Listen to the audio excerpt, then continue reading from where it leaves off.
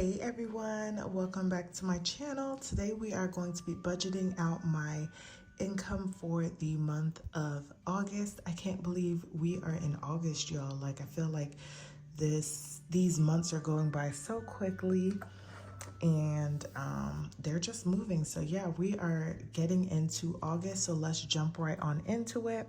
I do just want to disclose that I do have two budgets. I have a personal budget, which is what I'm currently showing now, and then I do have a household budget. So you will see things like, or you won't see things like a mortgage or a water bill or light bill, because that gets taken care of in our household bills. So like I said, let's get into it now. So this is going to be my dashboard for the month of August. I got these stickers from KayceeLeighDesign. Her Etsy shop is in my description box if you are interested. So on here is where I track all of my weekly expenses. I do a cashless cash budget, and then I also have my bills that I track on here as well. So we're going to put out where I'm expecting all of my bills to be due or come out, and then we'll actually get into some of my goals and things of that sort. So the first thing I have is Netflix, so we can finish off here. And Netflix is an automatic payment, and that comes out on the 8th. Next is going to be Acorns, and that automatically comes out on the 11th. I have my transfer, which is the money that I transfer from my household account into my checking account. From my account to our household account that takes care of our bills. And I normally split this up on a bi-weekly basis. So I'm planning on putting money on the 11th and on the 25th, because I will normally do these on my paydays. Next is going to be my auto payment. I make my automatic payments on a bi-weekly basis. However, because of the way that this is set up, I am planning on making my first payment on the 11th, and then it is due on the actual payment is due on the 22nd. So to give me about almost maybe like a week and some days, I'm going to make the second half of the payment on the 22nd to still almost get that 2-week effect. Next is going to be Ashley's, and this is my Ashley's credit card, and this is due on the 20th. Next is going to be my Amex. You guys will hear me explain this somewhat in my, my debt update, y'all. But I ended up taking out a personal loan and going ahead and paying off my Amex card. And yeah, paying off my Amex card, and then now I'm just paying back off the loan. I can't add any money to that loan, and it just made me feel better for many different reasons, but check out that video. So I'm going to do Amex on the 12th. It is due actually on the 28th, but I'm going to be making two separate payments. So I'll be making the payments, one on the 12th or the 11th, and then the other one on the 25th. Next, I have my AT&T bill. It normally comes out on the 12th. So I'm going to put it here on the 12th. That doesn't mean that's the day that one's going to get paid.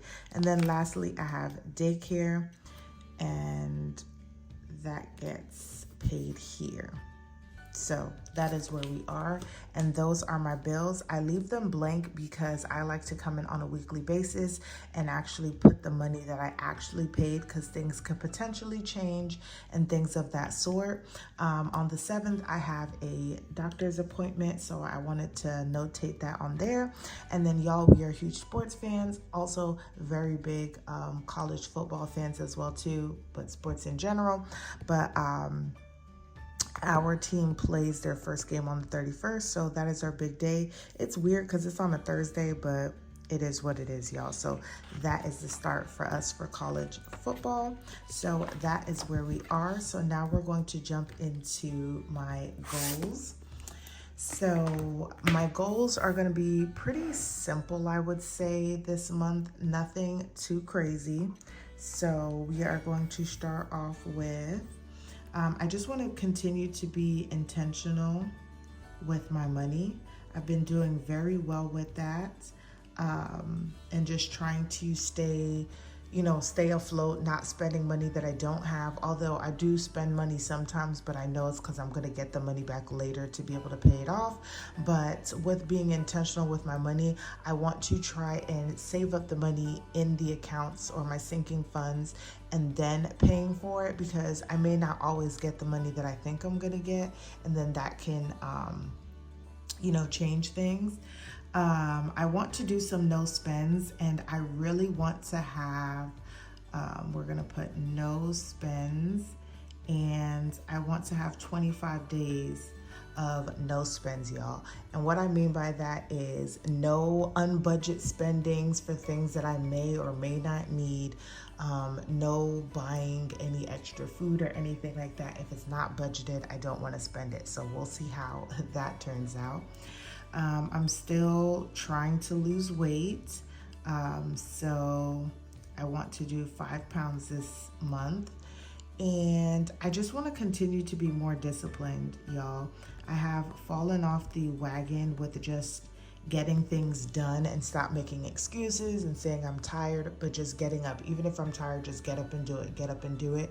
And that was my overall big goal for the year, was to be more disciplined, because that's my biggest downfall. So this month in August, being more disciplined in everything that I do is a big goal for me, and that will be in me having no spends, me losing the weight, and me also being intentional with my money. So we'll see how that works out, but those are going to be my goals for the month of August.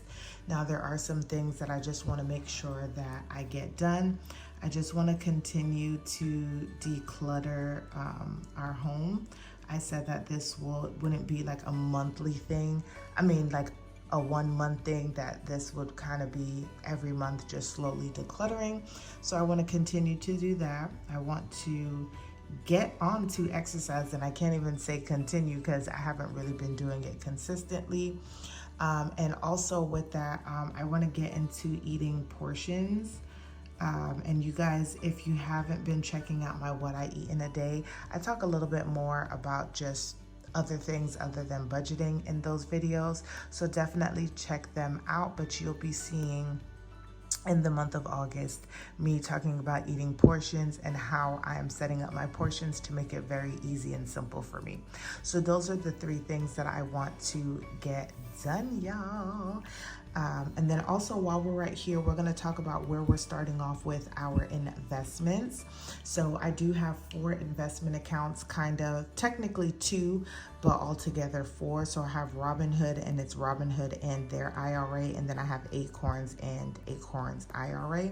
So for Robinhood, I'm going to be starting off with $407.95. I don't have anything in my Robinhood IRA. For Acorns, I'm starting off with $495.18. Does that look like a 4? And then for my IRA, I'm at $279.54, which brings me of a total of $1182.67 to start off the month. Now, I think I said this in July that I wanted to put a few dollars towards investments, but I may hold off for another month or so, but I do want to start putting just small bits of money, because my retirement is also very, very important, but there's other things that are going on here and now. So I kind of just have to focus on where I am and make sure that I'm good before I start trying to divvy up money everywhere else. So that is just where I am for my investments. And now down to what we've all been waiting for. This is interesting. Why do I still have this in here? Okay, so let's take that out. And it's gonna be, where did my money go, or where is my money going to go? So I've already filled this out to save us some time, because I don't want this video to be too long and drawn out. So my budgeted income that I do every month is going to be $3,200, and that's really just base, or the least amount of money that I can get without any overtime or anything like that. So I budget $3,200. So we have our expenses, and my expenses are my transfers to my household budget, AT&T, Acorns, Netflix, and daycare. And all of that is, I budgeted separately what each of them are, but that is coming out to $1,282.69. Next is going to be my debt. So I did change around my budget for this month, and so I am only putting or budgeting $982 towards debt. And these are the 3 debt amounts that I have.